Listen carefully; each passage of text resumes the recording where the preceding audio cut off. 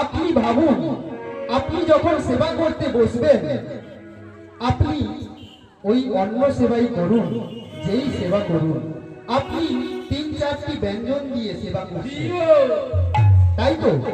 কিন্তু আজকে আপনি যে এক বৈষ্ণবকে, এক ভিখারিকে আপনি যে এক মুষ্টি চাল দিয়ে দিলেন, আপনি যদি না একটি সবজি দেন, আপনার ওই ভিক্ষা করা অর্থে যদি ওই বৈষ্ণব গোবিন্দের সেবা লাগায়, তবে আপনি একবার কি ভেবে দেখেছেন, আপনি বাড়িতে 4-5টি ব্যঞ্জন নিয়ে সেবা করছেন, কিন্তু আপনার দেওয়া ভিক্ষার চালে গোবিন্দের সেবা হচ্ছে, কিন্তু বিনা সবজি।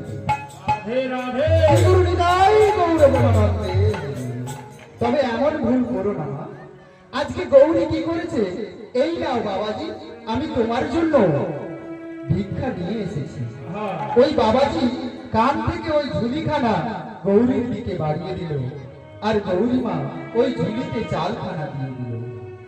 এমন সময় ওই বাবাজি চলে যাবে, এমন সময় বাবাজির লক্ষ্য পৌঁছে গেল ওই জানালার ধারে। এমন সময় বাবাজি বলছে, মা দাঁড়াও মা, একটা কথা জিজ্ঞাসা করব। বলছে, কি হয়েছে বলো বাবাজি, কি হয়েছে বলো। তোমায় তো আমি এক্ষুনি ভিক্ষে সেবা দিলাম তোমার গোবিন্দ সেবা দেওয়ার জন্য, তবে কি হয়েছে বলো। বলছি, আমি দেখলাম তোমাদের ওই জানালার তলাতে কিছু একটা রয়েছে।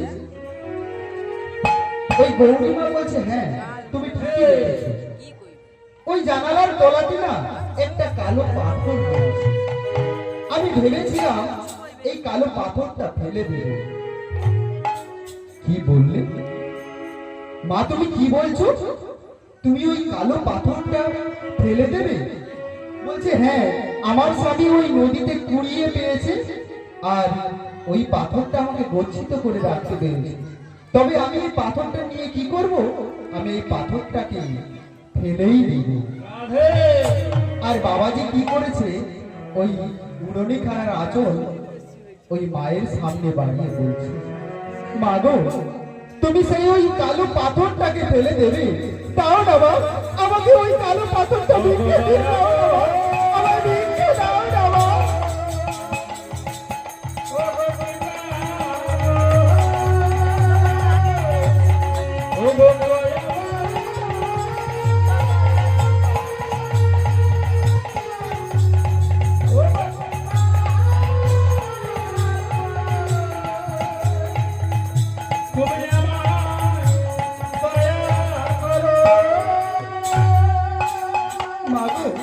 তুমি তো সেই কালো পাথরটাকে ফেলেই দেবে, তবে দাও না মা, ওই কালো পাথরটাকে আমার আঁচলেই ফেলে দাও না।